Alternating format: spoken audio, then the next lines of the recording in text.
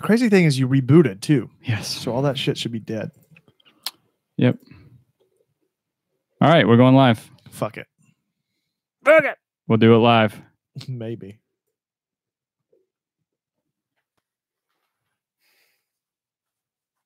Can you guys see us? Give us confirmation. YouTube's being a pain in the dick tonight. I've got loading. All right. I've got volume. I think we're live. Okay. Yes. We out here. We out here. All right. We here. We in this.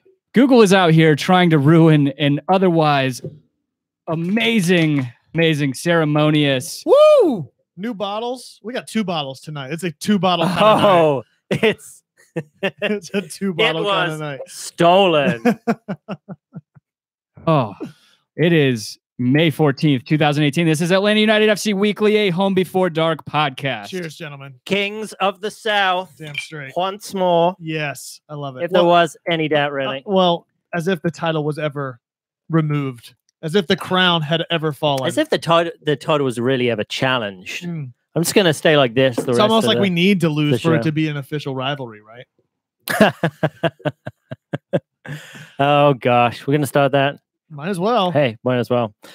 Well, where do we start? Do we just start in the total collapse of a purple soccer team? Boy, I'll tell you what. I went back today and listened to some of those Orlando City podcasts leading up to the game. Those amazing 5-1 Orlando wins. Dwyer keeps finger blasting my mouth with this microphone because no matter where I put it, you always go to the side of it because for some reason you think the pickup pattern will change at some point to accommodate you. I wish you would change to accommodate me. Fuck off. Oh, I mean, apparently Christian Higuita is the best player in the world. Speaking of Orlando City podcast, if you search Orlando City in iTunes, shows up in the top 5. Just our few episodes of mentioning them ends up getting us clout, and we hope to take over this week. Tim, you look so distraught. I fucking hate YouTube, man. Man. Sorry, it's ruining the audio right now, and the audio that's recording in the background. It's all right. Fuck it. No, we'll just have to deal with a bad episode. Is the audio perspective. Is it not picking? No, it's putting in this stupid fucking auto gain control thing where depending on how loud Dan talks, it'll shoot the recording volume all the way back down. So the next time, whenever you go talk, you're gonna be super soft. And then I don't know. So it's really annoying. Sorry, guys. My fault. Sorry, guys. It's definitely Dan's fault. It's definitely YouTube. Yeah. Sorry for the late notice. We would have Thank you guys for showing up in the trap. Yes. It's going to be a great show. We got a lot of fun stuff lined up for you guys. We got all the normal names in here. We got Eric Quintana of Mouths of the South in the chat right now. We got Fong Yang. We haven't seen Fong Yang for ages. Yeah, it's been a long time since Fong's been able to catch the show live, it looks like. We got Michael Ruiz and Pierce Hicks and Brittany S. and Dean Worley, Kevin Brown, Kendrick Brock, Saul Lopez, Saul. everybody. Yeah. Kendrick is just I'm sorry. I blame everybody else for everything. Just I might as well be an Orlando City supporter at this point. So yeah. I almost want to send Martin a Orlando City jersey for all the people that have so graciously helped support us in our Soccer in the Streets campaign, partnering with Away Days Football with the mystery kits using promo code HB, the number 4D, that's HB4D, getting 15% off, and a percentage of the proceeds is getting donated to Soccer in the Streets of the Clarkston FC campaign. That said, I almost want to slip a little Orlando City jersey down to Martin so that he can ship it out to somebody using the HB4D. I think that'd be pretty great. That is a great idea. Yeah, as Kevin said, if you guys haven't noticed, I'm wearing my this is my first Away Days Football jersey, my mystery kit. I like that he found a way to tie it into Atlanta United in a way. But hey, how many stripes? Sleeve. It is 1, 2, 3, 4, 5 stripes. It is nice. Pretty great. It's a With nice jersey. He's like, he's an Atlanta fan. It's great. I'm gonna send him a Broma Pokarna jersey from Sweden. He picked up on the on the Swedish accent, the propaganda graphics, and gets Dan in the Russia League. Spartak Moscow. That's right. I guess I'll be following Russia in the World Cup. Yep. Very corrupt. Are you super psyched for Rooney coming over to the States? Dude, I'm not sure. I mean, he might be good for DC. I guess they want to try and grab some headlines, but I'm not worried about Twellman went him. off last night. I don't know if you guys heard him. No, I didn't. What? You want to finish? About away days football? you're the worst. As Kevin said, we are teaming up with awaydaysfootball.com to raise money for Clarkson FC. We'll see you guys next time. Yeah, that fucking thing.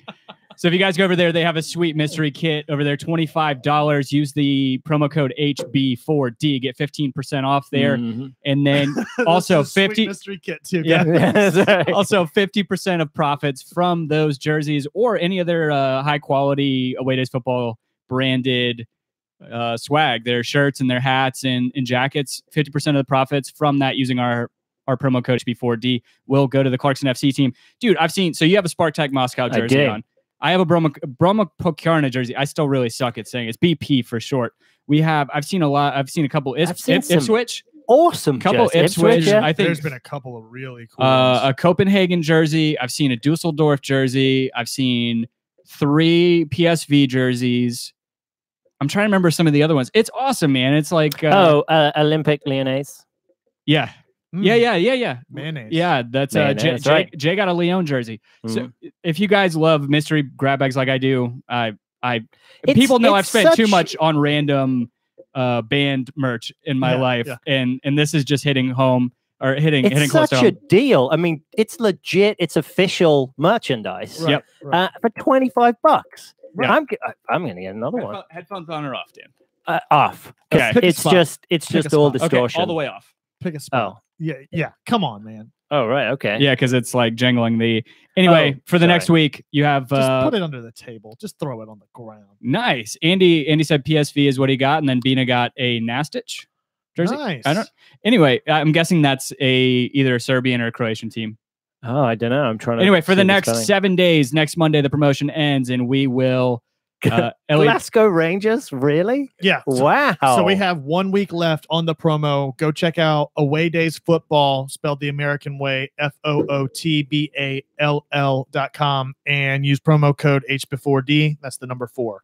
And we want to get housekeeping out of the way really quick before we delve in, because I think we're going to spend probably at least 45 to 50 minutes on this Orlando City game. So sit tight. Fucking Jacob Breezy still at the top of fantasy. I give up. It's not bad enough he sells $400 shoes, but now he's got to win fantasy and just run away with it. The first week I break triple digit, I end up with like 116 and I fall back a spot. I'm 116? I'm fucking done. Well, I mean, come on, Kevin. You've been done for a while, man. Oh, my God. I mean, I jumped up 4 Jameis spots. Beasley has been just destroying everybody. He's the worst. Yeah. He's not even a real listener. That's right. Oh, good grief. Does anybody have the fantasy rankings up by chance? Kevin, since you asked, I scored 141 points. Oh, that's really cool. I'm really happy for you. You're welcome. And you want to read off the top 5 for us? Do you have it open, Dan? Yes, I do. Just gonna look at all right, at stats. number 5, Claremont Lounge FC. Where dreams are made. Where dreams are made. Lewis, this week 136 points, total points of 978. Like everybody else in the world, he put Zach Steffen in goal. And number 4, it's Zvatsa Mighty Reds from AUL Start, All Start, 134 points, 989 on the year. He was a clever boy and captained Piatti, except he was a week too late in doing that. At number 3, Dog for Him by Benson. 130 points, 989 points total. My new favorite segment. Was Robin Leach one of your heroes growing up? Fantasy of the famous. He put Vanderveer in goal and only got in defense, just like me, and got 6 points. But he captained Almiron like everybody else, apart from Zvatsa Mighty Reds before us. That second game this week saved half of my lineup between Almiron as captain and then my 1 point Larinowitz that jumped up to a mighty 4 points after last. Everyone should have captained Stefan. I don't know what we were doing. But at number 2, I did have Stefan, which was great. Darren Neal's dream team with 145 points. Popkin is storming up with 1,013 points. That's a new name. Total. Popkin? Popkin? No, No, Darren Popkin's- Eale's dream team's been in there a while. they've been in there. Except this isn't Darren Eale's dream team because Darren Eale's dream team just beat Orlando 2-1 this week. Maybe it's new to me because I haven't been even looking at the top 5 in so long that it's become irrelevant to me, except for Jason. And the only thing that I can actually beat John F. Beasy is Wait. I scored more points than him That's a new name. this That's a week. new name. That's a new name. But he is thrashing the pants off me with a total of 181 points. In number 1, firmly entrenched, and no one's going to beat him because he freaking even had he had Donadell in his startup who did not play, so he's got Barco to slot in there. He did a little switcheroo action, but good job. Good. Oh yeah, pro tip, guys, you can't see what other people's lineups are until the game starts because I have definitely tried to go see who he was starting before so I could just match his lineup. Doesn't work. Save you the time. That's true. Good job, John. You are spanking us apparently with your first time ever playing this, God which knows. I And it's our first time playing, and Andy brings up a good point that the spring season, there's always the second season. I don't know when exactly. does that start? I don't know when the next season starts. in the fall. Okay. Maybe that's what Orlando's waiting for too, Oh, that's probably a good point. because they're about to go on that backslide. You know, they just like last year, they're starting out, Yep. and then they've got 5 out of their next 7 on the road against. They lost to us. I think they've got who else do they have coming up? NYC? Oh no, they just played NYC a couple weeks ago. Yeah, but I mean, they give them credit. They did really good in a 7-game win streak there. Oh Well, no, it wait. was only 6. So close. So close. It's just really cool to see Dom Dwyer get his hat trick. Yeah, It's awesome. it's like when they beat New England Revolution last year 6-0, but we beat them 7-0 the week Exactly. before. Exactly. Almost. Not quite. Almost. I'm about to have to step out in a second to take this jersey off. But I love that I love all the soft call claims to Garza's penalty, but nobody seems to remember Dom Dwyer going down like a sack of feathers in a shoulder to shoulder against Portland just 3 weeks ago. Or did you see El Munier this week? Boy, I mean, he got whoa. tased. I mean, that air Tased. in Orlando. That shot must collar be that they put on their thick. players is brutal. At least, do you think that Christ puts that on him to test what it's going to feel like? I think it's more humane that way before he puts it on El Munier. I think Will Johnson is actually paying Al Munier to take his legal punishments for him. Oh No. Or That's- maybe they just that's took his- Will Johnson's like ankle Ankle bracelet bracelet, off right? and put it over. Oh God. Oh, Oh God. I love it. In It's fact, great. yeah, Will Johnson did really well with dragging his feet just to stay in bounds to make the catch. So we had a call out in the trap from, we have a couple people joining in for the first time. Michael Spinelli saying it's his first time. He said, I'm here because I think I dominated in fantasy this week. Please give me props.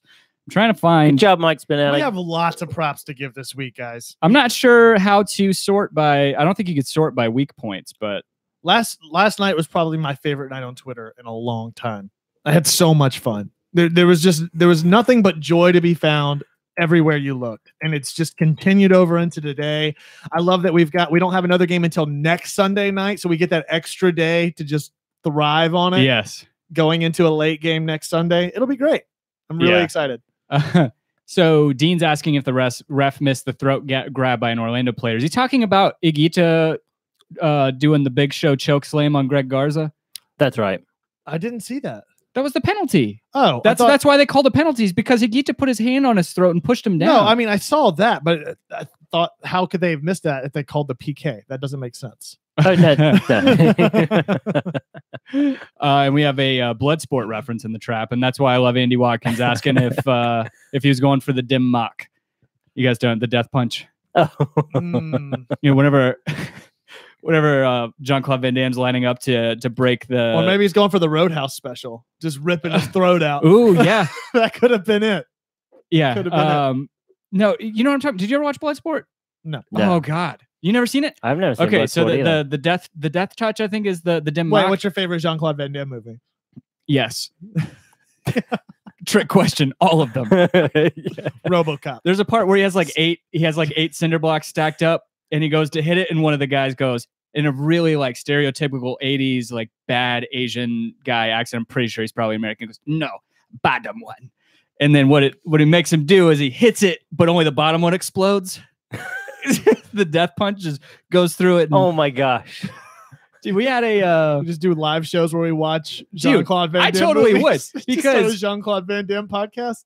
Yeah, dude, we had a rule. I'll leave it at this. We had a rule in college. In this, the movie came on all the time on Versus. If the movie ever graced our TV screens, we had to sit in our dorms and watch it until it was over, and it happened too much to the point. Yeah, to the point where I was waking up with roommates doing kumite in front of my face whenever I was.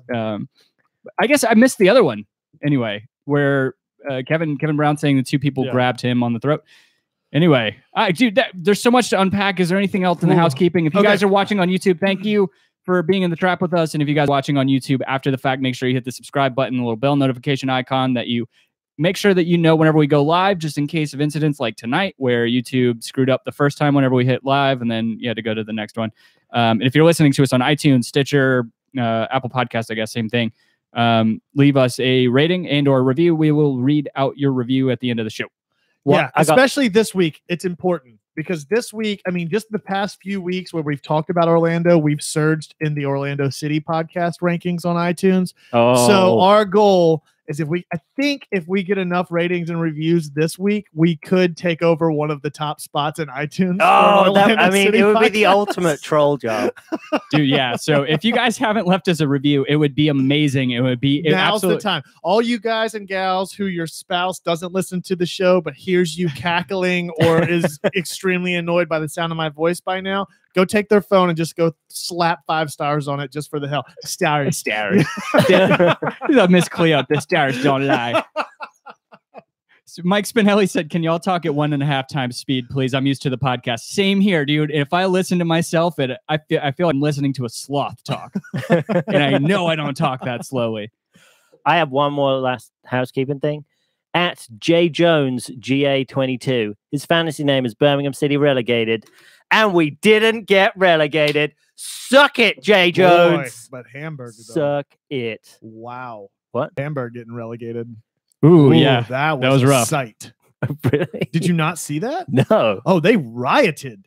Like all the fireworks and stuff were catching all the banners on fire and everything. At the state, they had to bring out the horse brigade into the box. I don't know what kind of penalty that lines up, but seriously, they had the whole firing squad out on the field. It was insane. And honestly, it seems like it's funny because Dean says Orlando is trying to copy Hamburg.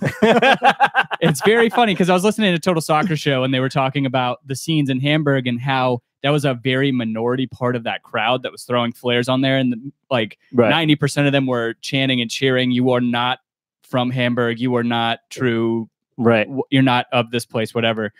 And we had a guy on, and I'd be remiss if I didn't bring I'm pulling it up right now. Yeah. So Nick Ritter on Twitter says something to that same point about Orlando. We're going to have a lot of fun at Orlando's expense tonight. Don't get me wrong, but we do understand that's not all of the fan base. And Nick Ritter says it poignantly, which is, please know that the majority of Orlando fan base are decent people. Don't lump these assholes in with our good fans. We love good soccer, and you guys deserve the W. See you next game. And I know there's a lot of others just like him. Absolutely. Unfortunately, the internet and the cameras seem to boil up the worst in us sometimes. Well, and the trolls. Yeah, exactly. So Michael Ruiz says, guys, I haven't left a review. Y'all cool with me leaving a review of good podcasts and then 15 straight Orlando in a row? I'm not sure if I get. I think he just wants us to say Orlando. Yes. You do you, fam. Yeah, you do you. Yeah, maybe somehow voice gets added into search rankings. So we'll do that. Guys, seriously, I am sweating so bad. I love this long sleeve jersey, but it is pretty warm. Yeah, that was a good call for Atlanta, Georgia. Dude, I had to rep my set, and that set is awaydaysfootball.com. Yeah. Also, another sponsor, Roughneck Scarves, which you can see up at the front. Roughneck. The Soccer in the Streets campaign. We're going to do some raffles and stuff for $25 donations. You can go to gethomebeforedark.com and find the donate page there. But we are planning some sort of a FIFA tournament. The event. the package is up here. You will get one of these 4 Atlanta United scarves. There's one from this year. There's the original King Peach, and I think there are 2 from last year. Home Before Dark hat gets thrown in there. Some stickers mixed between ours and Angie's, and then an 8x10 print of the King Peach, Kings of the South. That's been, you guys see flying all over TV and all that in the sports section. Okay, guys, game time. Let's go. We got to review this week that we don't have enough stats, so we really need to focus here. We got a lot of Not stuff to enough unpack. stats. We talk about stats and trends every week. Thanks, Jason Beasy. So first things first, obviously we all talked about it where we didn't know what was going to happen with Christensen coming in and what his backup was going to be. Lineup gets announced. Not only do we find out that Alec Kann's going to be in goal, but we also find out that Miles Robinson's going to be in at right back, and we are going to the 3-back formation.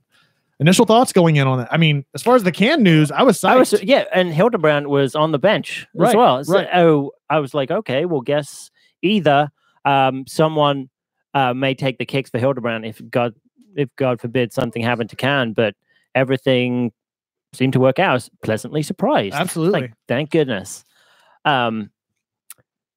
I was concerned about the 3-back. I'll be honest. I texted Tim leading up to the game against their attacking formation. It wasn't that I was concerned about Kann, but just going to a 3-back scenario, I legitimately, like, I don't know what to expect out of this. Miles Robinson, we've seen once. He was competent, but I don't know that he was competent enough to be at this caliber of play and in the pressure that he was going to be put under. He's been great, but talking about Alec Kann, 27 years old, 194 centimeters tall, and 87 kilograms.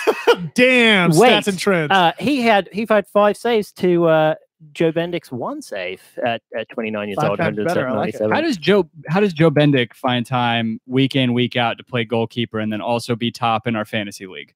I have no clue. John F. Bendick. Joe F. Bendick. We're gonna run that into the ground. It's already run into the ground. I hope that John F. BZ is he's just fuming. I feel like we have been pretty. We said that if you win, you get to be on the show in some capacity. That's right. Oh my gosh. Do it. So. He's gonna be like, nah, you guys are dicks. I'm good. All right. So you say you're worried about a 3-5-2, and you know what I found is I will never be worried about us trotting out a 3-5-2. Not now. No, we're fucking undefeated. We're undefeated with it, and we have 1 draw and 7 wins.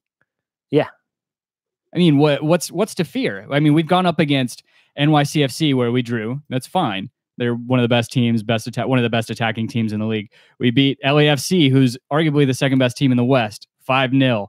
I mean, we go to Chicago, beat them. Well, I guess that was the 4-back right last week. Or no, against SKC. Last week was Chicago. We played 3-back. Oh yeah, right. Well, last week we had 2 games. This week, right? The SKC game was where we had the 4-back. So okay. Ultimately, I think it was a mixed bag across the board. I was concerned. I'm not now. Having Kann in, I felt at least a little bit better on that end. The Orlando lineup wasn't anything really surprising from that front, and then we get into the game. So I think last point about Kann, I think we did really well protecting him. I thought that so this has been like 3 top guys that we've cut service off to. I mean, Dwyer was nowhere to be found because LGP basically had him in his pocket and we were able to keep distribution away from him. We did that to Dwyer, we did that to Zlatan, and we also did that to Nacho Piatti. And not to mention for almost a half against David Villa. That's right. Because aside from the penalty, he scored a penalty, right? He did. Yes. Aside from the penalty, he was penalty that was almost saved. It's true. And I think saving a penalty is about 10%. Eric has a good point. Kann's earned his salary for the year. Just that guys. I hate to be that guy, but Guzan or Kann? Oh, that's a good point. Let's table it for the end of the show. I think I've got a lot of thoughts on it. It's Kann's position to lose now. I think it's really not guaranteed. Not guaranteed. I mean, I will say, I think I'll go back to Guzman at least just for safe measure. I mean, he needs to earn his naming rights It's Guzman, back. yeah. Otherwise, exactly. he's going to take it for granted. So Eric brings up a point. Orlando, the Justin Merrim goal, was that on Kann? Was that guys? We're not serious. Guys, this is not a serious discussion. I thought my tone and my laughing would have been a little more than like the Twitter last night when Rob Usry immediately said, delete this as soon as it came up. I was like, I'm not serious. Eric's right though. Yeah, Luis Guzman. I agree, Dirty Bird person. Yes. Just because there's this one scene in this one movie I can't think of where he just gets up in this guy's face. You mad dogging me, bitch. We need that. Like whenever anyway. Sorry. Sorry, Dan. Oh no, so I had to get that out. So of my on head. the goal, it was the wife beater Will Johnson played in a huge ball from out in the field, and apparently there's a whole bunch of like movement on it, so Kann wasn't able to catch it. He preferred to punch it out. Yeah, and he just didn't get the clearance. Dude, it was a misplaced punch. It was totally. It was on him. Miles Robinson couldn't get to Merrim. And Robinson was there to make a play. If he takes just an extra second, rather than putting all of his body into that play and plays positionally, I think he could potentially get a deflection, but because he threw his body out, he did not have the chance to react to that extra step that Merrim takes. So again, Kann had most of Kann's saves were pretty much gimmies. I thought like the header threat goes straight to his belly. Aside from the one shot that goes lower left post, where he has to get down to get it across. I saw people arguing that Guzan wouldn't have gotten to that. Yeah. I don't know. It was a great reaction save on his part. It was a great save. You know what else? Yeah, and it was Merrim, Spinelli saying that his save on Merrim's shot was legit. Yeah. You know what? And again, I'm going to be pulling stuff. I was listening to TSS because I had the exact same thought last night whenever I saw Merrim. Do you guys remember early on in the season when Merrim called out their fan base? Yes, it was great. Yeah. I was glad to see him do that. And then when he celebrated, that was part of his celebration. It was like, fuck you guys. And then something that TSS brought up, I don't know if anybody in the trap noticed this, but nobody came up and celebrated with Merrim. Like there's apparently, it looks like there's a locker room rift going on. Interesting. Well, it would make sense with that guy deserves better than that team. Absolutely, I totally agree. That guy is a fucking killer, man. Because Almanier and Kleshchen were bowing up to each other, trying to have a go at it, and then that whole game. Okay, so they are a freaking dumpster fire, is what they are. No kid. Well, it's a team that it's like the best way I can describe it is a crazy confrontational relationship. Like we all have friends that are in a relationship that's very chaotic and they're ready as soon as one of them snaps and they get in an argument, they start yelling at each other's face. Right. And they're always like at the point of doing that. But otherwise, they're just like kind of cheery and joyful. Me and you, when we used to work together at the workplace. But then they're, in public, they're kind of cheery and joyful. I feel like Orlando City's like that in a lot of ways. Whenever they're on a 6-game win streak, everything's great. The fan base is super excited and they're involved and they're showing up to support their team. But as soon as a PK goes the other way, it's all fucking off the rails. They're snapping at each other. The fans are throwing shit on the field. It's ridiculous. So game starts. First half, I thought Atlanta dictated most of the pace of play. Yeah, there was a few moments that it wasn't. But, I mean, leading up to the first PK, Atlanta has, 1 or 2 opportunities on goal leading up to that. It was just a matter of time. And Garza gets throat choked, choke slammed, and gets the PK. And then it seemed like everything went downhill for at least the next 45 minutes on Orlando's side. We could have been 4-0 up at that point. I mean, you shouldn't be putting your hands up near players' faces and necks when they're in the penalty area. I thought it looked a little soft, but it doesn't matter. Whenever you see that Garza lays out on his back, like he falls on his back first, nobody dives like that. They're going to protect themselves if they're taking a dive. I mean, he got leveled. I mean, he did not see that coming at all. He takes the turn and then just gets it caught right in the chest and just levels himself on his back. No, it might have slightly light, but it wasn't any lighter than a shoulder to shoulder that got a PK. I thought it was a legit penalty. I'm not complaining about that. The fact that Alex didn't go to VAR, the fact that Bendick didn't dive to his right. Right. Everybody knows Joseph Martinez. I think I've seen one penalty that he's take has taken. Jeez, he always goes to Martinez's left. Yeah. So I don't know what Bendik was doing. So penalty, I think we all agree, warranted. Yeah. And then Yeah, absolutely. You can't grab somebody's throat, throw them down, and expect it not to be called, especially facing the keeper. It's one thing if you have your back turned to the keeper or to the ref. Sorry, not the keeper. So I felt like I said, we could have been 4-0 up in the first 30 minutes. It seemed like every time we would be on the attack, either the ball would come down the wing, the Orlando players would bunch up at the wings and then form this weird D shape. So they would go back towards their goal line. Yeah. No, we formed the D shape. Like a real wide D. A real wide D. I mean, just all head. They were slammed up towards on the goal line and just allowed Almiron and Barco a whole bunch of space to just run in the middle. So much so that the effort that Martinez had, it like the ball caught under his feet, and then he tried to just turn around and scoop it up into the goal. But he had Almiron right there running up in the middle of the D, ready to shoot it home. There was a few of those moments where it seemed like everybody got a little too cooperative and wanted to have the team play rather than the selfish play. Yeah. And sometimes you want to see that, but it never seems to be the time that you want it to be the case, where, you know, Villalba has a breakaway in the second half where he's straight on goal. He doesn't take the one touch. Play ends up falling apart. Barco does the dummy for Martinez, who isn't in a position to take it, rather than him playing it on. There was a lot of those opportunities that could, God, Almiron's missed opportunity at the bottom right hand of the goal was just, there's a lot of those moments where it was just bizarre with how much space they would give us at the top of the D. That they just got a lot of open space for. Right. I mean, I have to say we're in a really rich vein of form right now. Yeah. It is. We're just full steam ahead. That's right. And we haven't even reached our climax yet. I know.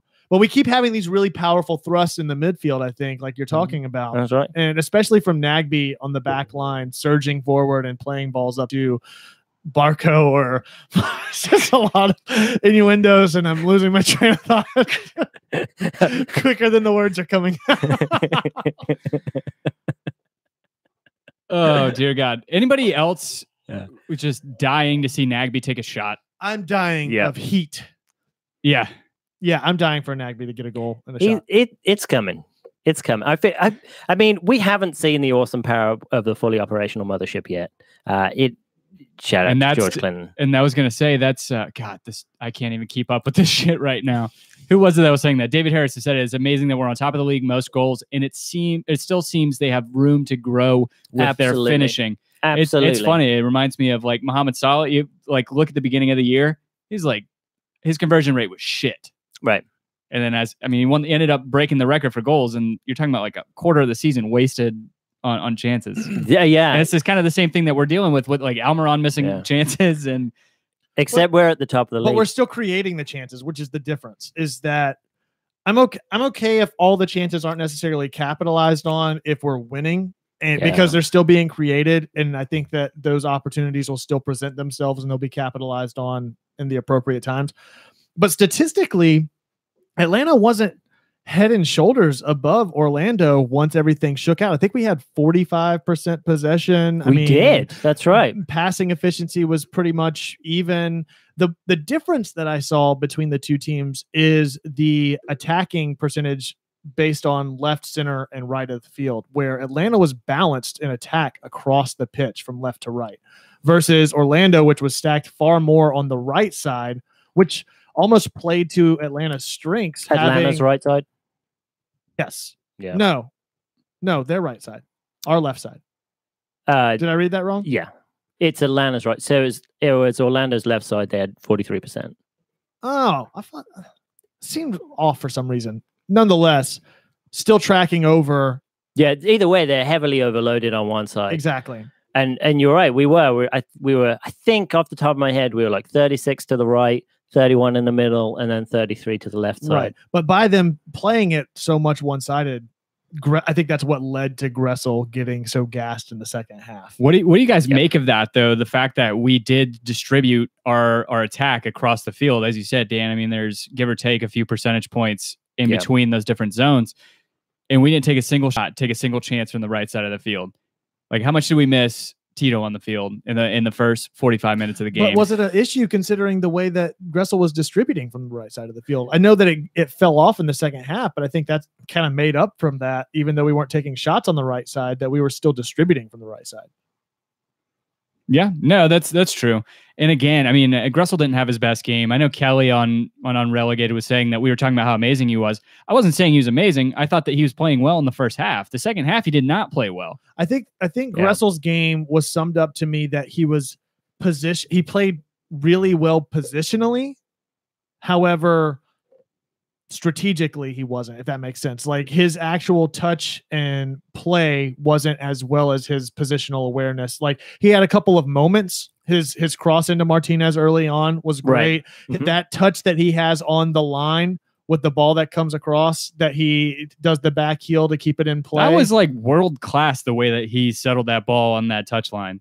Absolutely. I mean, or the end line, whatever. He had several moments where he's doing that, but again, looking back at it, I think that's probably what led to a lot of his fatigue and breakdown, was because Orlando loaded that side so heavily. He was having to get back to help support Miles Robinson a lot more. And if you look at the positional report, Miles Robinson is pushed relatively far forward, so him and Gress on the average position were pretty close together. So maybe he was sort of allowing for that, so trying to keep one eye on where Miles was, so he could be there defensively if needed. Right. Plus, and I think you're right. Towards the end of the game, we had a lot of heavy legs. Gressel's too. I mean, we played SKC hard Wednesday. We did. Yeah, we saw the effects of that. Yeah, I think we saw the effects of us trying to come back from that 1-0 deficit once we went down a man against SKC. We did go after it, and he has a good point, mainly because he agrees with me. But he felt like we're grading Gressel on a curve. He's been really on point the first few games, especially with the crossing. And now we look to those things and think that he's gone to crap if he's not doing all that stuff, basically. I feel like we had the same conversation last season. He would play great and then he would kind of fall off. I mean, I was pretty critical of him when he fell off. But I think he would. I mean, if you looked at him on average, he would be a higher level than I feel like the majority of the league. I guess my issue isn't necessarily with Gressel, but with the lack of substitution for Gressel. I don't know why Tito came in for Barco instead of coming in for Gressel at that point, because Gressel was clearly lacking more than I felt like Barco was at that point in the game, and that would have been a more critical substitution for me and remedied some of the stuff that you're talking about, that we aren't really taking shots or exposing the right side offensively at that point in the game. And Gressel had clearly been winded and needed some support, and it just continued to show itself as the game went on. Because we can afford to burn Gressel into the ground, and we can't afford to burn Barco into the ground. To Pierce and Bill's points, they're saying Tito's not going to play defense, and we already had the lead. We had to maintain that lead. Gressel's never really shown that. I don't know he why doesn't you guys have are the talking endurance. about that. We needed defense. Gressel, I guess, it's just. I think Kevin seems to think that a right wing back is not at all the same as a right back. I have never said that. No, you have. You say it week in. that. You say it week in and week out. I said there's a difference between a right wing back and a true right back. In modern soccer and modern football, there really is not that big of a difference. Am I wrong, Dan? In England, what's the difference between having a right? Here we go. Think on fucking EPL. No, I'm serious. No, I think like wing backs and right backs are pretty much expected to do relatively the same thing. But I would say, I think if you're a traditional right back, then you're probably going to spend a little bit more time at home. And the point that I'm making in that is, what is Gressel's strength? The thing that Andy mentions, the thing that we've all talked about, is his ability to play the ball up top from right to left and to make the crosses and make opportunities. I don't want to keep him in a hole at right back where he has to play that role so specifically or depend on somebody to drop back to cover it. either. Yeah. versus, I mean, again, it's not a matter of if we can, it's whether we should. And that's all right. We don't need to have this discussion. We have it every single week. The 3-5-2 is working. Don't fucking fix it if it's not broken. Right. The only game that we've ventured away from this since Houston was SKC. Put Larry at center back. And we played well. Put Larry at center back. Put Gressel at Put 10. Cannon. Almiron on the left. Yes. Barco And start holding Carlton. midfield. And start Carlton up top. And get Rooney in. Hashtag player. Play your kids, dude. Bello at striker position. we them Bello boys. All right. So first half. Other comments on the first half, and then we'll get Barco's goal. Obviously, we got to talk about that. We haven't talked about Barco at all. Kid's genius. That so Barco takes the ball, sprints it in there. Barco. I thought that's what he just said. Oh my god. The BARC_1TECT. Oh my god. That's our new sticker pack, the Barkitect. I love it. You just accidentally came up with it, and I can't wait.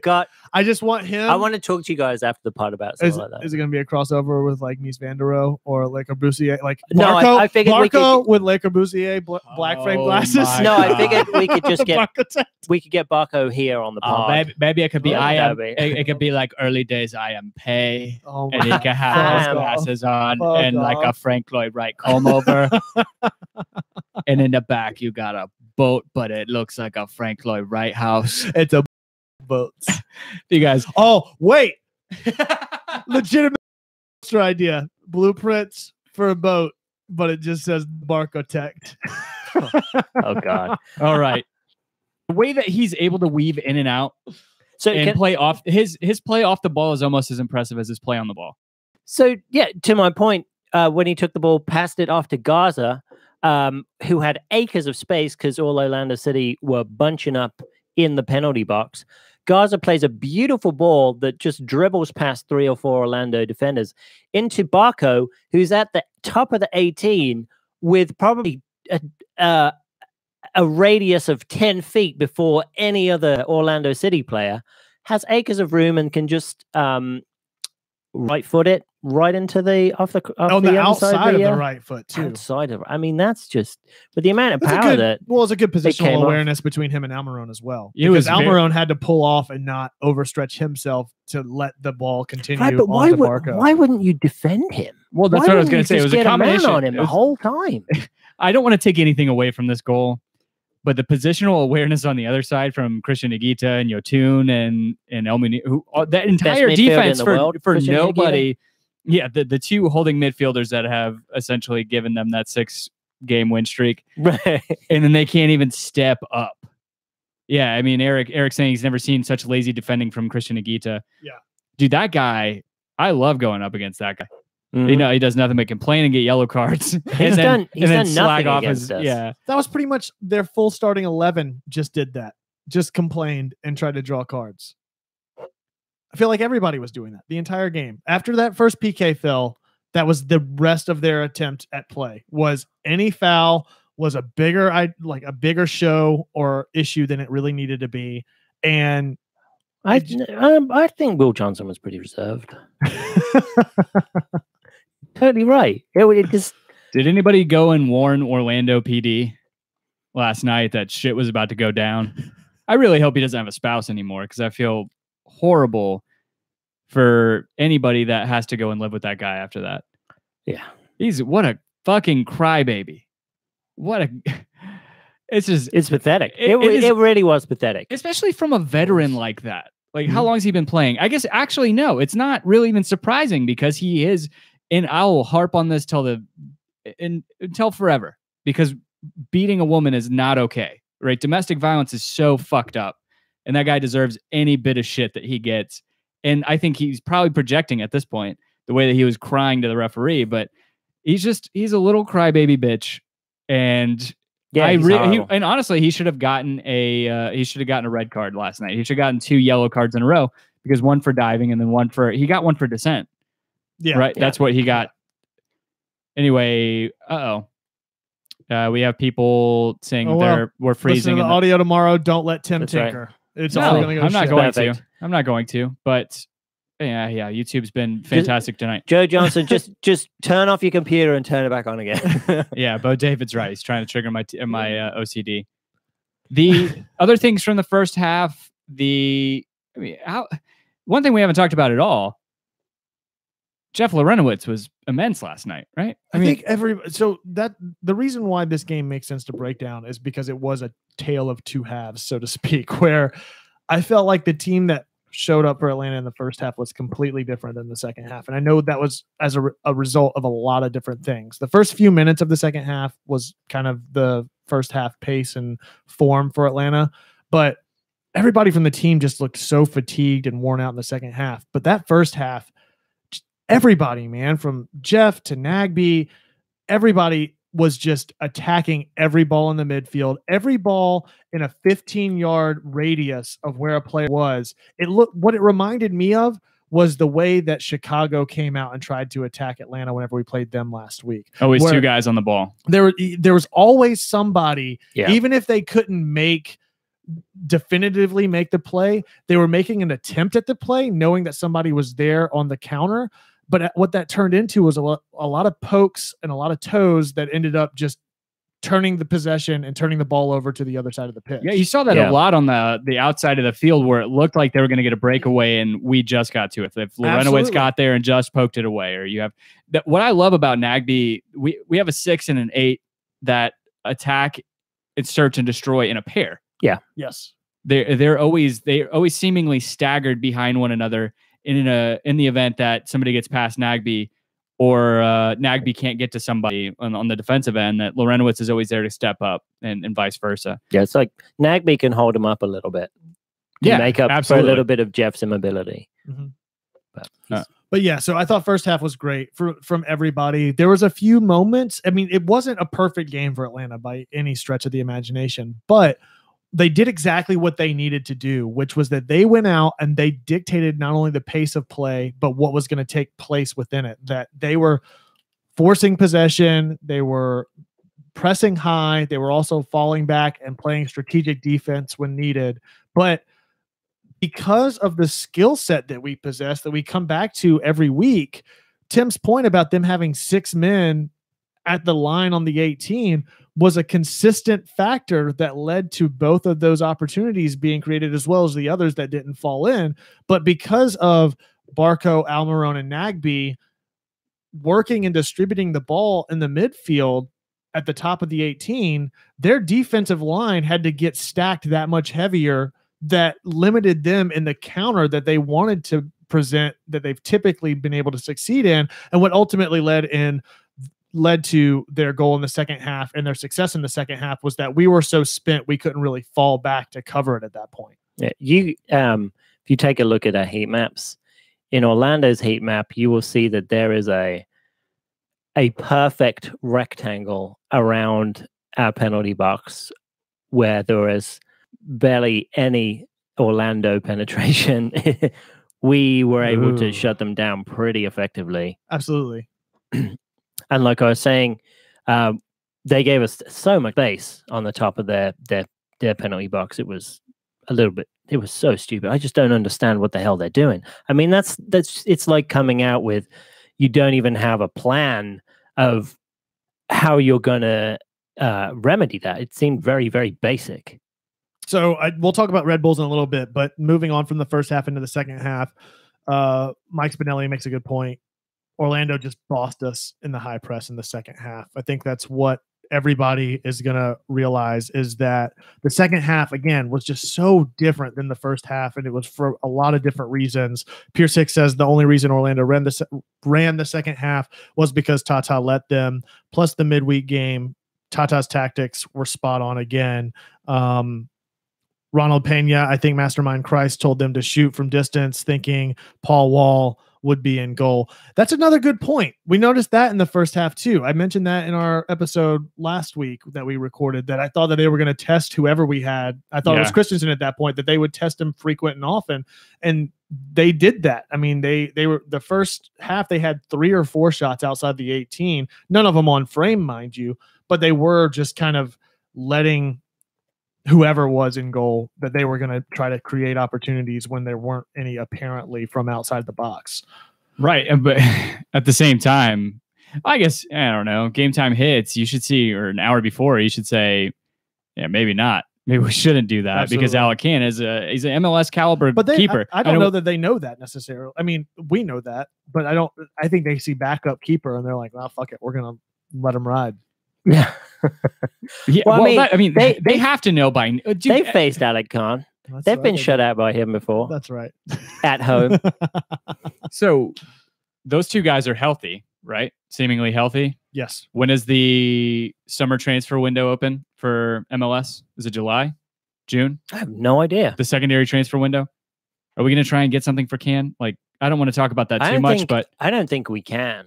I don't think no. I don't think there is enough market for a goalkeeper of his caliber. I honestly think he's starting quality. I mean, I think he proved last year he's starting quality. I do too, but I mean, he hasn't been consistently playing. And then apart from Minnesota, where would he go? I see. I mean, you see Nick Romando he just set the record for most wins, I think, by a keeper in MLS history. He's 40, right? I mean, at RSL, obviously you need a replacement. Nick Romando's not going to be playing that long. Colorado, I guess, has there. Anyway, we could talk about that another time. I could see him as trade bait, though, and trying to, yes, Andy Watkins, perfect. It honestly says for an international slot, I'd take it. Yeah. International DP slot. Right, but Bill, that's a great point. That Bill Holcomb saying we only pay Kann $67,000 because he's not a high value. And in other sports, like in basketball or baseball, those kind of contracts for somebody that good, if his contract. If he's not forced to sign a contract upon trade in MLS, and I don't know the specifics of that, but in certain leagues, most leagues, you don't have to sign a new contract if you go to another team. That could be a very enticing prospect for another team to see. He's on less than $100,000 a year, and I can come and bring him in. And he could potentially start for my team. Anyway, I digress. Second half, right?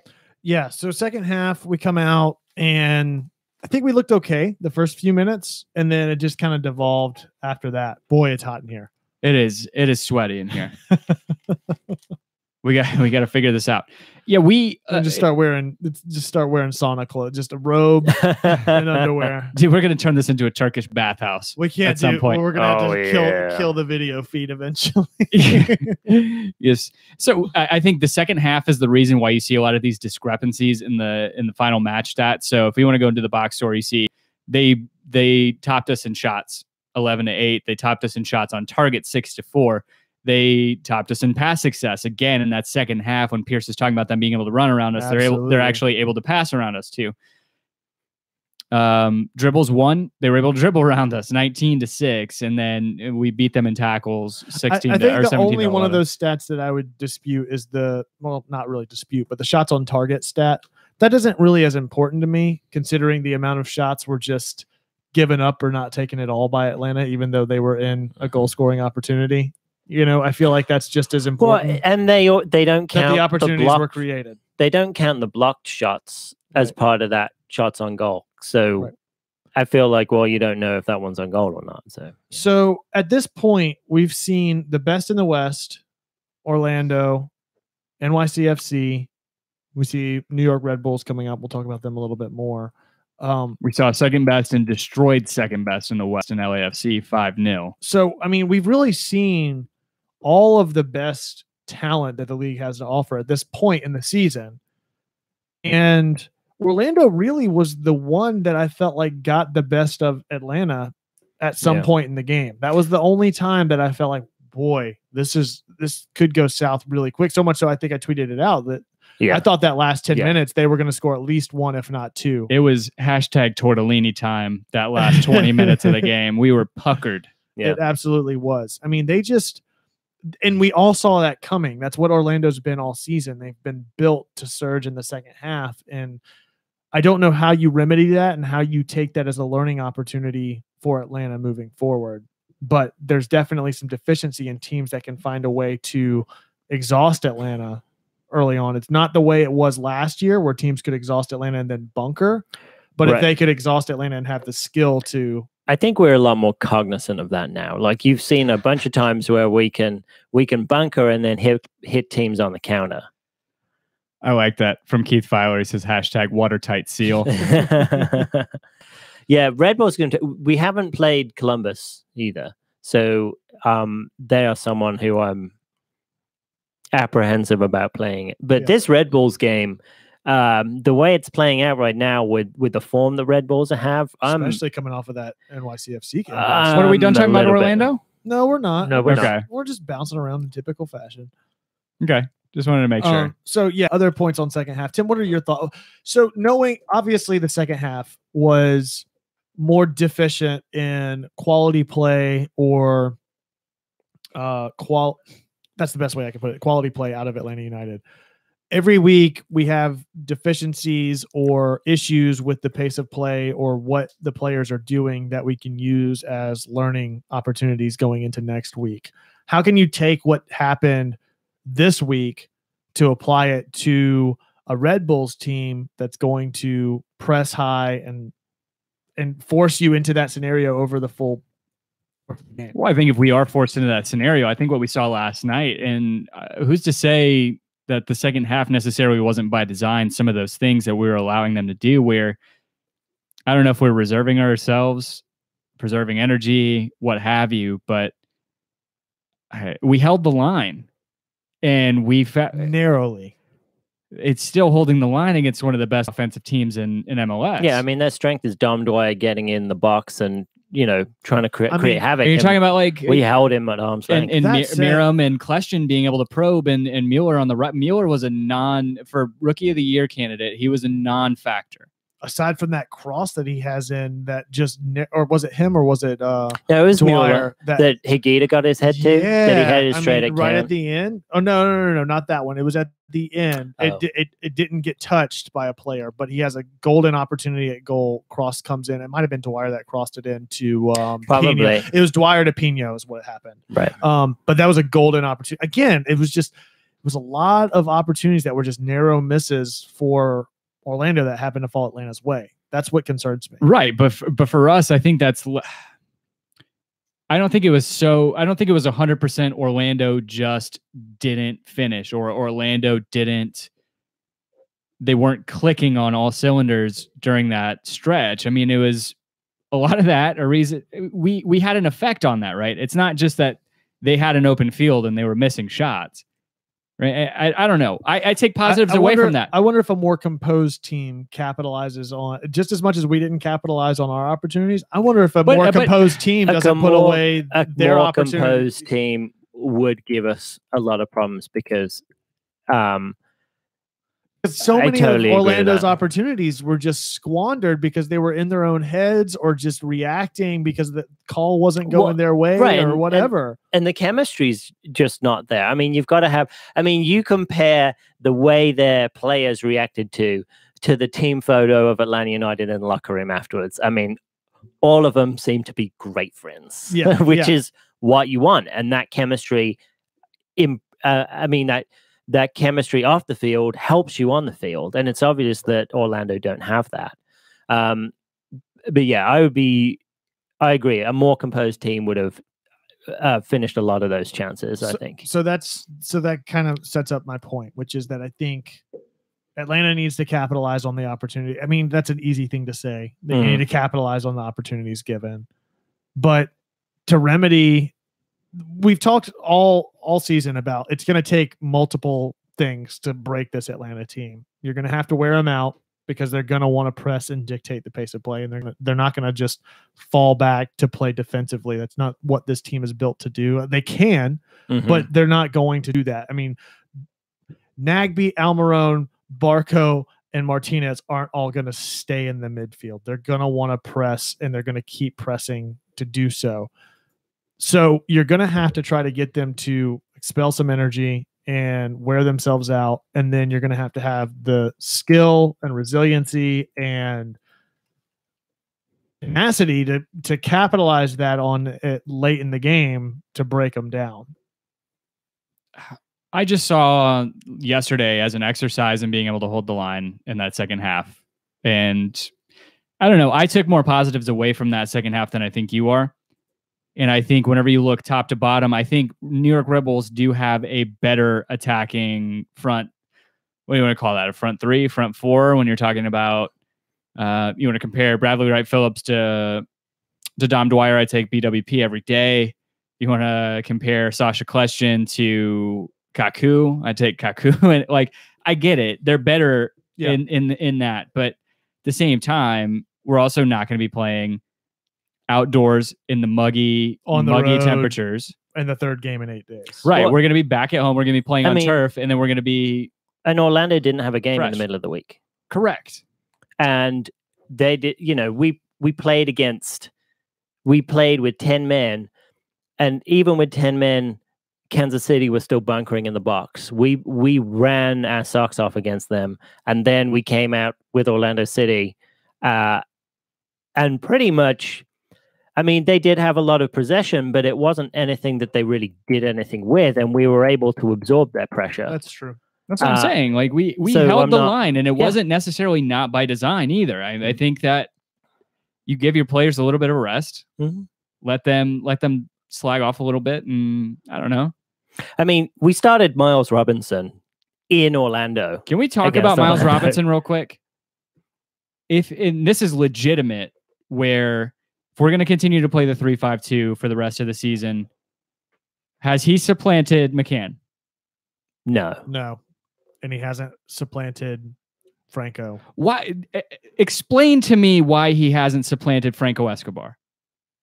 I've not seen enough out of. Well, you've seen, okay, so one of them's played 2 full 90-minute games, and the other guy's played. You've seen them for 90 minutes now, Kevin. You've seen Franco. Dig yourself out of this hole. You've seen Franco Escobar for a total of 90 minutes, and you've seen Miles Robinson in 2 big games play full 90 minutes, starting in a back 3. Fair enough. And play outstanding. Fair enough. Wait, haven't they played the same amount of minutes? Escobar's played more than. Never mind. I'm sorry. He did play in the Houston game, and then he played I guess they played about the same. You're right. Vancouver, and then my bad. He played. That's okay. I guess it depends. You prefaced your question on whether or not it's the 3-back or the 4-back. And no. I just said if we stick with the 3-back, right. So that would be contingent upon sticking with the 3-back. If it's because I think Escobar has shown more speed and ability moving forward than I've seen out of Miles Robinson tracking backwards. So from that standpoint, I would prefer to have Escobar in a 4-back. And so I tend to agree with you. Maybe there is some competition there that Miles Robinson has gained that position in a 3-back scenario. It makes Frank think about it, though. I mean, he's got some some competition there for his spot. It seems like we have people that are siding with that. I mean, Ronald Pena is saying Escobar is more technical and skilled. I think he absolutely Eric is saying he needs to, talking about Miles Robinson, he needs to develop more in order to do what Tata wants. You're splitting hairs, and it depends on, it's all situational, which is what this team has been built on so far this season, which is that different opponents present different challenges and different opportunities. And I think that it's the same thing with your lineup, where Escobar gives you a little bit more flexibility and forward momentum and availability on the top end of the pitch, but still able to track back to play defensively. I haven't seen enough out of Miles Robinson that lends that to what you're capable of offensively and defensively. Devil's advocate, what's our record with Franco Escobar on the pitch? He's played in 4 games. I think he obviously 0-0-4 against Houston. 2 games. We've what? I think we have not won 2 games. So I think it's like we've won 2, he only lost the Houston lost game. 1, and 2 of them were as a substitute. Did he play against NYCFC? That's where he got hurt, right? Right. So we played in that one. We drew that one. So we've won 2 with him. Yeah. Anyway, it's good to have these discussions. Again, I think it's absolutely a discussion worth having, but I think it's also completely situational based on 3-back versus 4-back. And in a 3-back, you're not requiring your right back to move forward as much as you are on a 4-back. We beat Chicago with him. We beat Montreal. We beat Vancouver, we beat DC, and we lost to Houston. So, yeah, we've won 4, lost 1. Okay. No, you said NYCFC was one of those games or no? It was not one of those. Oh, games. I gotcha. Okay. I was definitely wrong about that. But yeah, again, I think it depends. In a 3-back scenario, maybe not, because I think that what he lends you that Miles Robinson doesn't is some offensive prowess. So, but I still haven't seen enough weaknesses in his defensive prowess to warrant him being completely replaced by Miles Robinson. Does that make sense? He's definitely so. Miles Robinson's definitely solidified in the 18 going forward for the rest of the season, right? I'll give you this. I'll give you this. I think that Miles Robinson, has secured his place in the 18 over Zizzo. I'll give you that. Yeah, I would say so too. Because especially if Escobar's healthy, he's the right back. Because those are more comparative qualities, right? Where Zizzo's more defensive. Like, we haven't seen a lot of offensive prowess out of Zizzo. I mean, it's not that he's Zizzo's more your traditional right back, right? But I think he's played a bit of center back. I think Miles Robinson is too. Well, Miles Robinson, I think, is more of a center back. Yeah, he is. And Zizzo was asked to play center back during the Minnesota game whenever we were down 10 men. Is that right? Potentially. Sounds good. I can't remember. Yeah, anyway. I don't know. So when McCann comes back, I don't think I would still put McCann on the bench over Robinson. I'd still have LGP, obviously, Parkhurst, and Escobar. So you still put Robinson down at Atlanta United too? So I'd have those 4 in front of Robinson. So probably down at 2, but then, if one of these guys is injured, I would put Robinson right on the bench. Yeah. Okay, so it's a shame Tata never really developed him. Shout out to Matt Doyle. Yeah. Any other thoughts on second half Orlando as we move forward to talking about Can we talk about the soccer specific trash? Oh, yeah. I mean, I guess we need some more conjecture into the game. So before we get to the trash, let's talk about the trash that led to the fucking trash, which is Will Johnson's dive. Holy shit. Yeah, it was terrible. I've never thank you for the memes, dude, because it's not going to, it's so great. I love it. And I still don't know if it was trash or the Atlanta fan base storming the field. It was all just so much plastic. It was our brethren. It was our brethren that were being thrown onto the field in celebration, in absolute celebration. Yeah, I mean, that too. Everybody's talking about the part that's just more fodder to make parlay kits with. That's right. Yeah, I mean, those were good quality plastic water bottles that they threw on there. What do you think about? I mean, I think I know of one time that I can recount, and it was at Bobby Dodd whenever some fan managed to just get drafted by the Atlanta Falcons because of his laser accuracy with that water bottle. Whenever he at the referee across the stadium and hit the referee. Yeah, that's right. That's right. The only other thing I remember was when the Braves got knocked out in the first game of the playoffs. And people threw a bunch of trash. But I meant at Atlanta United games. Right. I think that there's only one game in Bobby Dodd I can recall trash getting thrown on the field or whatever. And for a team that prides itself and technically that wasn't on the field. And he said it was, I guess you're right. There was only one at Bobby Dodd. There was one at Mercedes-Benz, as Fong Yang likes to point out. The Javinko. Oh, against Javinko. Oh, that's right. And he took a drink of the beer. Yeah. That was pretty cool. Yeah, the infield fly rule. Infield fly rule. God almighty. Yep, that's what it was. Against the Cubs, right? No. I don't know. I don't know baseball. The Cardinals, maybe? I thought that was against... Doesn't matter. We lost. Maybe it was. Somebody will know. Yeah. The trash, disgraceful. So much so that the team had to put out a press release for it. They tweeted out that... Good for them. Good for them. They got offended about those garbage can costumes appropriating their culture. Oh my God. I don't know who got this, but I got it from my buddy Tony Neitzel. It's the best meme I've seen so far. It was the whole cultural appropriation shit that's going on Twitter, these memes. And it's my culture is not your costume. And it's just two people wearing trash cans. And it's tweeted from the verified Orlando City Twitter account. I thought that was a Photoshop job. It wasn't. No, it is. Oh, it is. Okay. Yeah, it is. It absolutely is. Any other points about Orlando? We remain kings of the South. another couple. What do we got? A month before we play them again? 2 months? We have a month and a half. Yeah, a month and a half. It's the 30th of June. Before it ramps up, they're in our house. That'll be a fun one for sure. Yeah, for sure. It has a lot to live up to, that 3-3 game that we had last year. Well, whenever Joseph scored that hat trick, Dwyer had 2 goals, and then what did Laren score one? I can't remember. I don't know.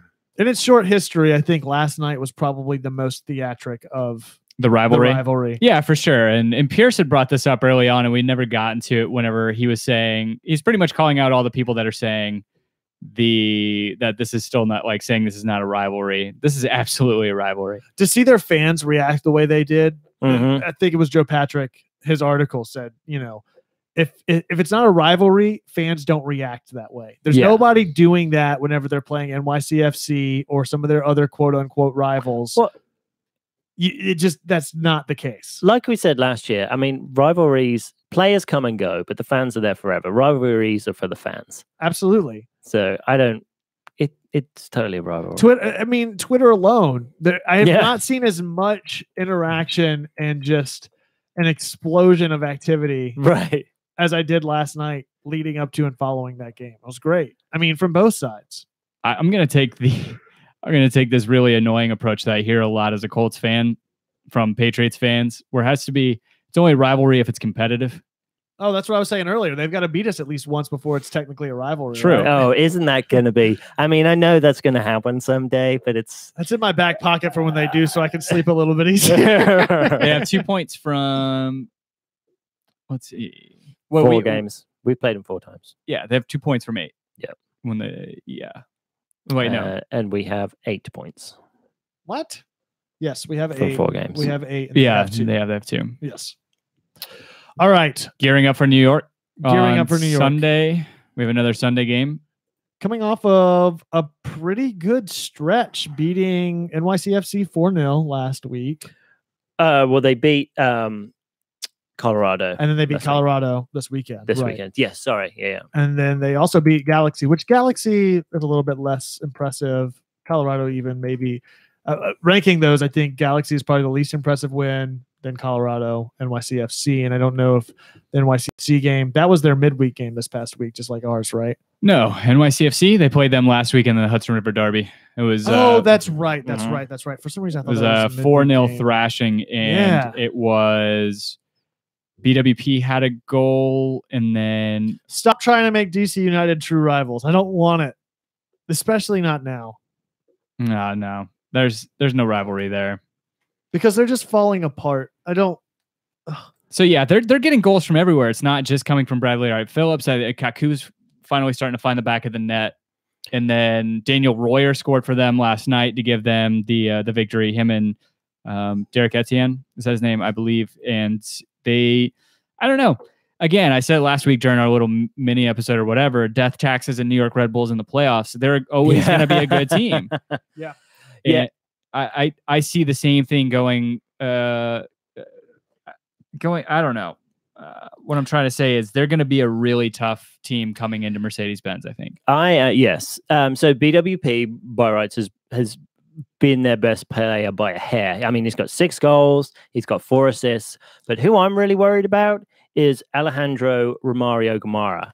He, through their past 5 games, he has been, for the majority, their best player. He's got 3 goals, he's got 4 assists. For anybody confused, that's Kaku that I was referring to. Oh, that's Kaku? Yeah, Kaku is Alejandro Gamara. Oh, that's embarrassing. Well, he's been really good. I was doing that to clear up for people listening. Not anyway. It's like, I've never heard this. No, that's the guy you heard all season, all off season. The Barco, like the guy right behind the Barco watch was the Kaku watch. Yeah. It's Velat's been a great guy. Royer's been turning up, like you're saying. Tyler Adams hasn't been as great this season, but as he's pushed further into the midfield, I feel like Lawrence, their left back, who's come in, he was dirt cheap on fantasy, by the way. Kamar Lawrence. Yeah, he has been tearing it up these past couple of weeks. So it's impressive. They've got 20 goals, like this conceded 8.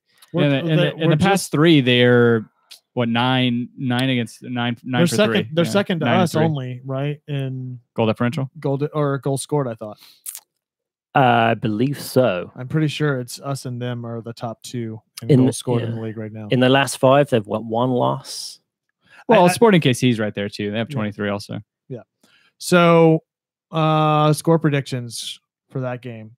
You guys can do it on the prediction league. Yeah, if you guys are listening and you guys have not joined up the prediction league, it's never too late. We have the rest of the season. Get your shit right on there, and you can end up winning the prize pack and come record with us. If you go to gethomebeforedark.com/predictions, just go in. It's super simple. Register, put in your predictions, hit save, and then just sweat it out, or just go and just keep flip-flopping it like crazy. I'm just glad that we get a good 7 days rest going into that game. I mean, luckily we're back at home. I think looking ahead to Red Bulls and a bigger conversation, I think now's the time to have it. Tito Villalba's role has changed significantly this year compared to what it was last year. And I think that's led to some of the inconsistencies we've seen in his play. What do you see moving forward? What do you hope to see against Red Bulls? I don't know anymore. I really don't know who is going to be in the starting lineup, regardless of if it's him or Gressel. Even whenever it's him, I feel like because of the inclusion of Barco and Nagby specifically, he's not relied on to do as much as he was last year, and where Gressel fills that role naturally because he's going to be more of an assisting player, feeding the long ball over from the right wing. Villalba's more of a pressing tank in that center right midfield that's going to be pushing the line. And you don't need that as much in this formation anymore because you have more talented players, I think, with the ball at their feet to distribute to him, and he seems just kind of lost anytime that he has started or been more prevalent in the lineup. He hasn't had any playtime, man. He hasn't had a chance to even integrate with this new squad. I mean, he started what, 1 game? Something like that. I think it is just 1. He's because it's hard to get your footing whenever you're a player that relies on service like that, and you can't.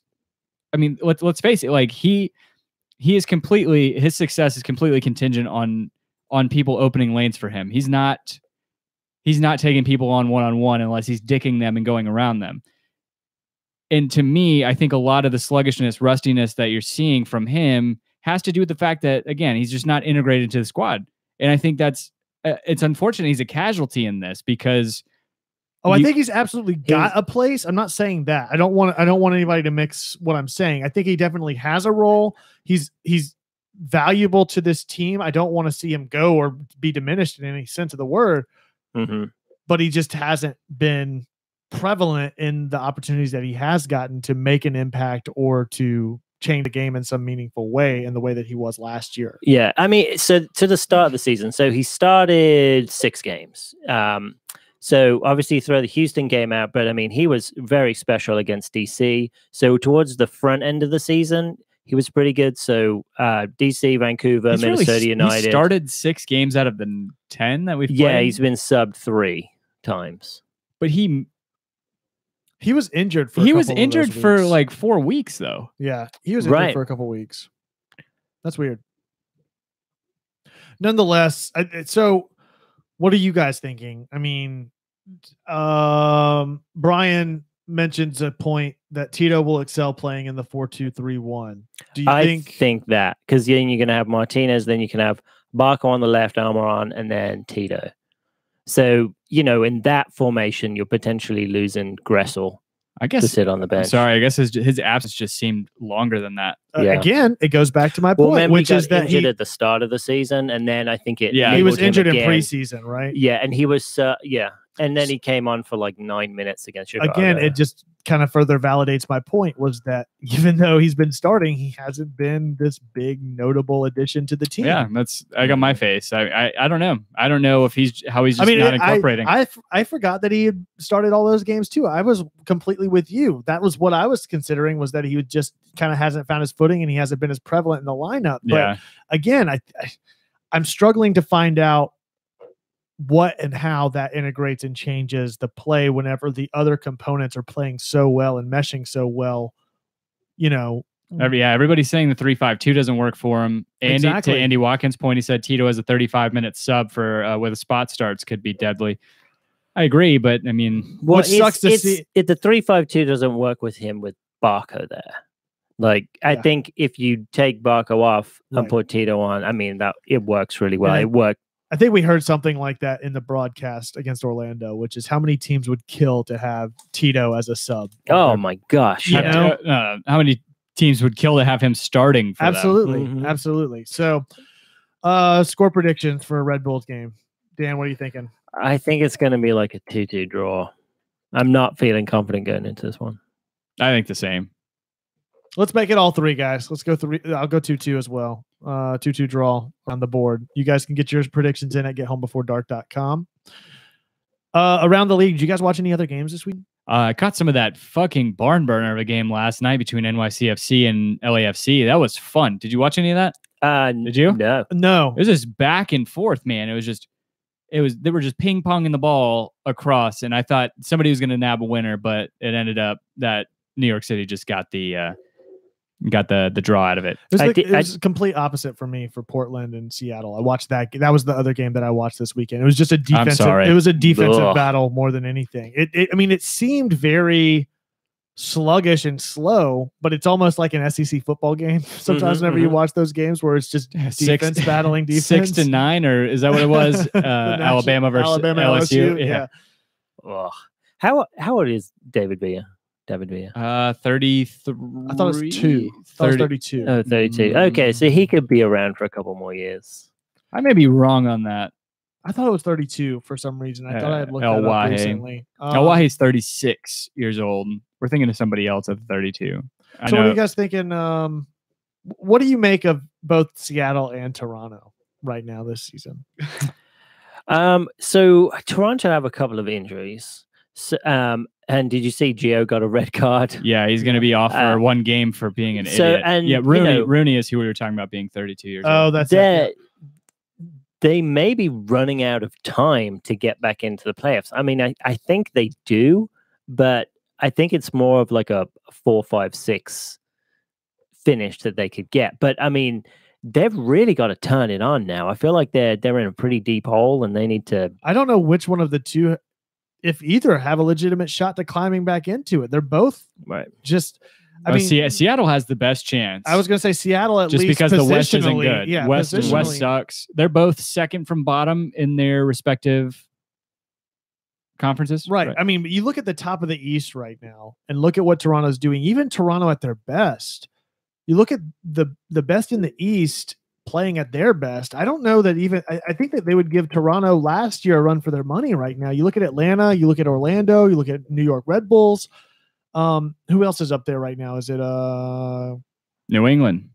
New England. Yeah. New England's either 3rd or 4th right now. Are they 4th? Something like that. We just don't know what they are right now. How bad? I think we do know what they are. I think they're a surprisingly well-coached team.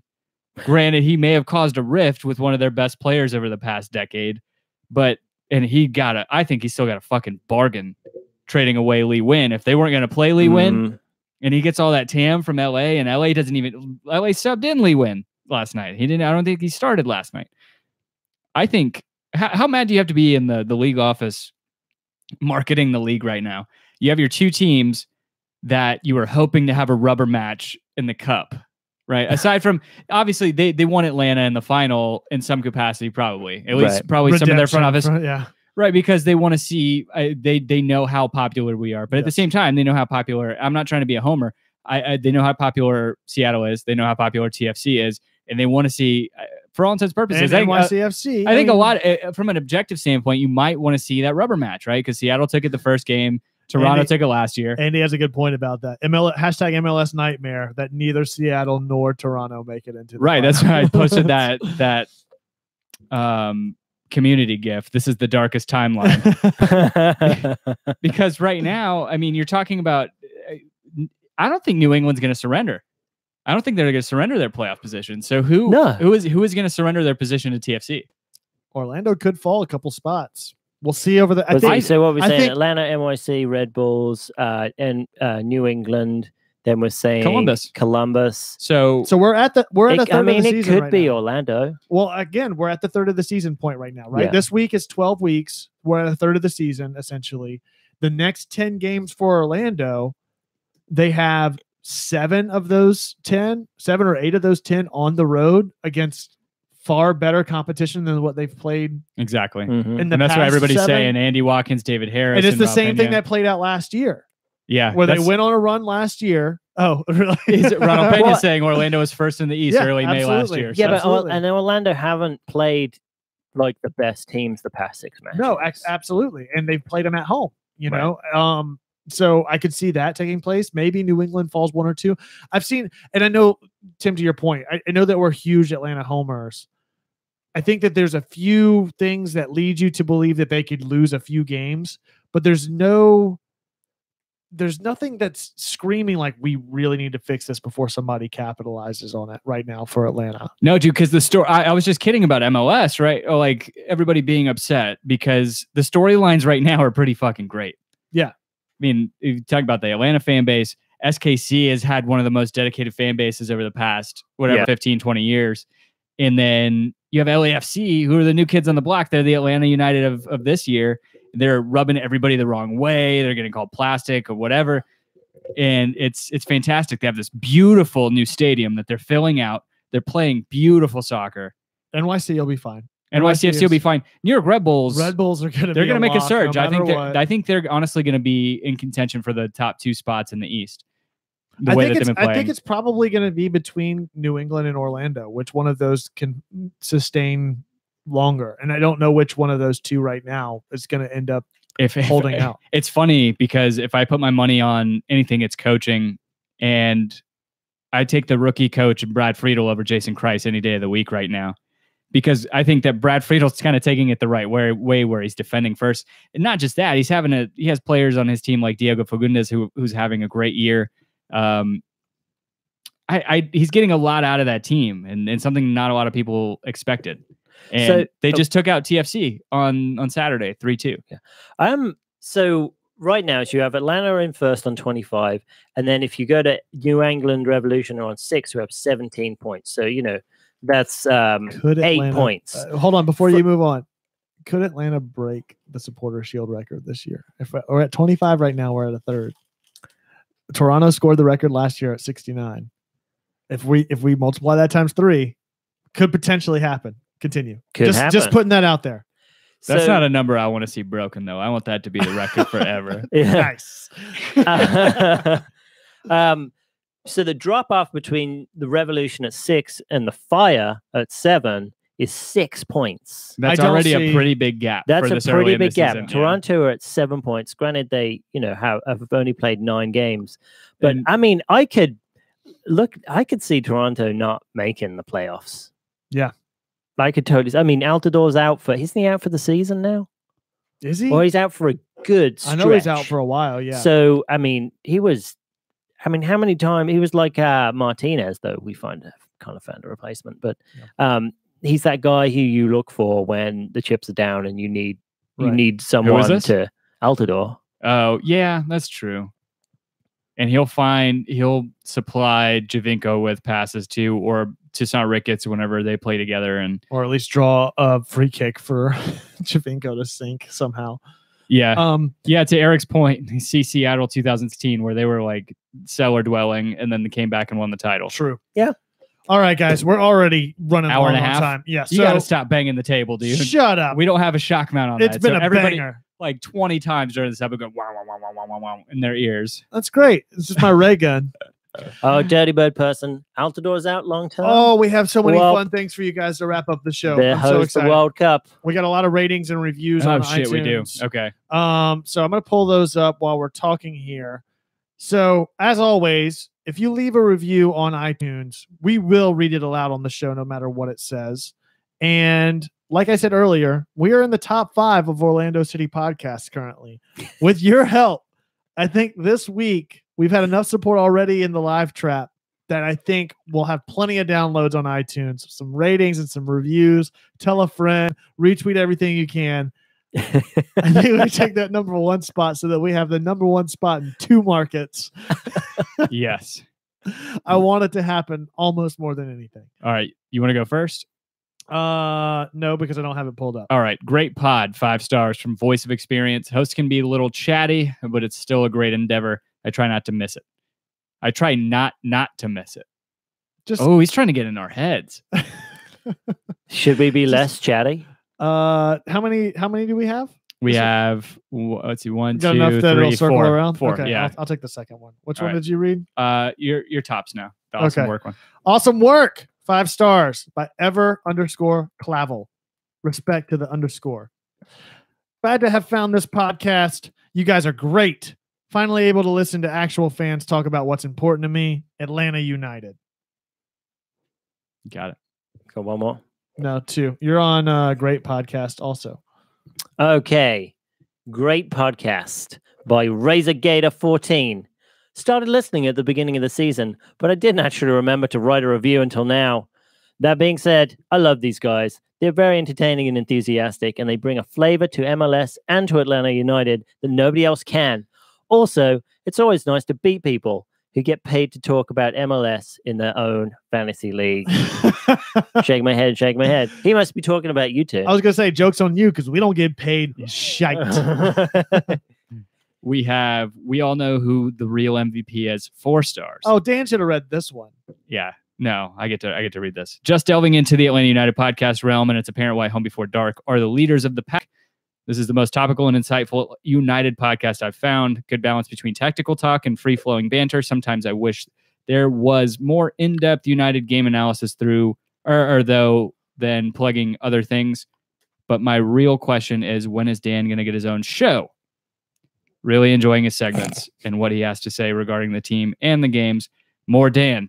He's already got one, and you got an awesome name for it out of last week. The short corner. The short corner? I love it. That's perfect. right.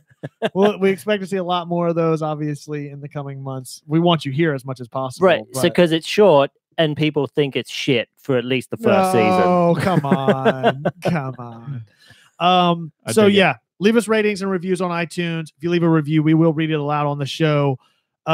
Again, I'd be remiss if we didn't mention our Soccer in the Streets campaign to support Clarkston FC, get to regionals. Promo and support for that being provided by awaydaysfootball.com. That's football spelled FOOTBALL. Check out their mystery kits as Dan is rocking and Tim has already stripped off. $25. Woo. Use the promo code HB and the number 4D for 15% off, and a percentage of that will be donated to our campaign. What little bit of profit we get from the hat sales on our site, gethomebeforedark.com/shop. All those proceeds right now for the next month will go to Clarkston FC. So again, you guys have heard us promoting the Soccer in the Streets fundraising campaign, but it's going to be a lot bigger than that. We have a couple other things that we have lined up, one of which is this Friday. Hopefully all 3 of us, we're definitely going out there in some capacity, are going to go actually talk to the kids, talk to the coaches, talk to Soccer in the Streets about the team, what you guys have been helping us to support in Clarkston FC, about what drives them, how they've gotten to this position and where they're headed in the future after regionals, because we know they're going to succeed there. And along with that, we're also trying to get a FIFA tournament set up, location TBD, but we are going to try to get something in the works with raffle giveaways for Roughneck scarves and stickers and hats and all these other things, which we're also raffling off if you donate $25 or more to the Soccer in the Streets campaign, which you can find at gethomebeforedark.com. The whole bio and homepage is dedicated to that with donation. Unrelegated, also under the Home Before Dark umbrella, has far surpassed their goal. So they're hanging up their hats. Now it's all on us. We're in second place. We're over a quarter of the way there. We know we can drive it home with you guys. So please help us do that. Lastly, you can find all of us on Twitter. Dan, where can they find you? You can find me at DNJMS. Tim, where can they find you? You can find me at Tim Herb. You can find me as well at The Architect. That's at _ARC. The number 1 TECT. Collectively at Home Before Dark. That's before spelled B, and the number 4. We will be out in the Gulch on Sunday. Tim and I, are you going this weekend? Nope. Tim and I will be in the Gulch this Sunday. Hopefully we can see you guys repping some scarves, repping some hats, repping some mystery kits maybe. Nonetheless, we'll see you then. Until then, as always, be home before dark. Drink Monster energy drinks. Why? Because Red Bull.